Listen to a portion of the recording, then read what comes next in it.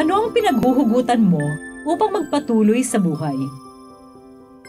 Mapayapang araw ng Miyerkules sa ika-4 na linggo ng Kwaresma, dakilain ang mapagmahal nating Diyos na nagkaloob sa atin ng kaligtasan sa pamamagitan ng Kanyang anak. Kung ang pananalig natin sa Panginoong Hesus ang pinaghuhugutan natin upang magpatuloy sa buhay, mananatili tayong matatag sa pananampalataya sa gitna ng ating mga pinagdadaanan. Dahil may liwanag tayong tinatanaw pagkatapos ng kadiliman, katulad ng kanyang naranasan. Ito po ay Sister Lines ng Daughters of St. Paul.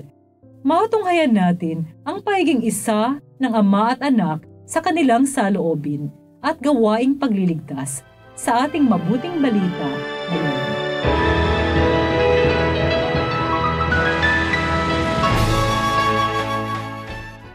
Sumagot si Jesus sa mga Hudyo, "Kumikilos pa rin ang aking ama, kaya't kumikilos din ako." Kaya lalo pa ring hinangad ng mga Hudyo na patayin siya dahil dito, sapagkat hindi lamang niya nilalabag ang araw ng pahinga, kundi sariling ama pa ang tawag niya sa Diyos at ipinapantay niya ang sarili sa Diyos. Kaya sumagot si Jesus at sinabi sa kanila, Talagang sinasabi ko sa inyo, hindi makakagawa ng anuman ang anak mula sa kanyang sarili, maliban sa nakikita niyang ginagawa ng ama. Anuman ang gawin niya, paganoon din ang paggawa ng anak. Ibinabangon nga ng ama ang mga patay at nagbibigay buhay siya. Gayon din naman binubuhay ng anak ang sinumang loobin niya. At hindi nga hinahatulan ng ama ang sinuman, kundi ibinigay niya ang buong paghatol sa anak, upang parangalan ng lahat ang anak, gaya ng pagpaparangal nila sa ama. Ang hindi nagpaparangal sa anak ay hindi nagpaparangal sa amang nagsugo sa kanya. Talagang sinasabi ko sa inyo na may buhay na walang hanggan ang nakikinig sa salita ko at naniniwala sa nagsugo sa akin. May buhay ang ama sa kanyang sarili. Gayon din naman, ibinigay niya sa anak na magkaroon ng buhay sa kanyang sarili at ibinigay din niya sa kanya ang kapangyarihang maghukom sapagkat anak siya ng tao. Wala akong magagawa sa ganang sarili.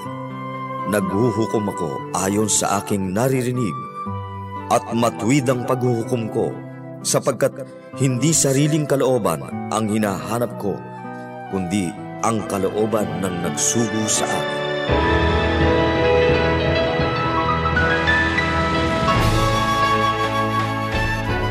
Uso ang salitang hugot.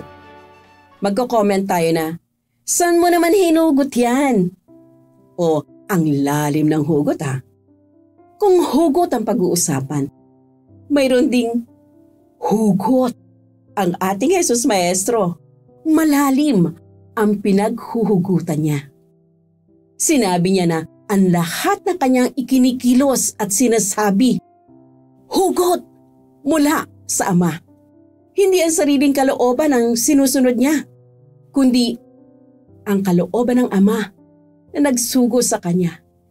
Sabi nga sa katisismo, inseparable siya in what they are and what they do. Silang dalawa. Ikaw kapanalig, anong yung mga hugot? At kanino ito nakaangkla? Sabi nga sa isang hugot line, ang luha parang pawis, hindi man galing sa mata, pero parehong tumutulo kapag pagod ka na. Grabeng hugot, di ba? Humuhugot ito sa diwa ng pagsasakripisyo at pagdurusa.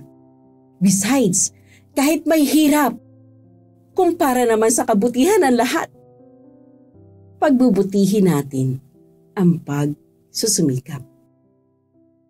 Lumuha rin naman ang ating Panginoon, di ba? Nung namuhay siya sa atin dito sa lupa, lalo na sa mga matitigas ang kalooban at binabaliwala ang mga concern niya na ibalik tayo sa Diyos Ama. Naramdaman din niya ang spiritual emptiness hanggang inihabidin niya ang kanyang kaluluwa sa Ama. At dahil malalim ang pinaghuhugutan, ng ating Jesus Maestro sa Diyos Ama. Ibinalik sa Kanya ng Ama ang maluwalhating buhay. Kapanalig, kung sakaling ang huni ng ating kalooban ay maging tulad ng tunog na patay ng kabibi. Kung sakaling nadidisconnect na tayo sa ating mahal sa buhay at lalo pa sa ating sarili, kung nauubusan na tayo ng lakas at ramdam natin ang spiritual emptiness at wala na tayong makapa na support system, bumaling tayo sa bukal ng lahat ng pinaghuhugutan. Siya ang ating Jesus Maestro na kaisa ng Diyos Ama. Isang hugot lang, pupunanan niya tayo ng tunay na buhay. Mga kapanalig, support Pauline's online ministry.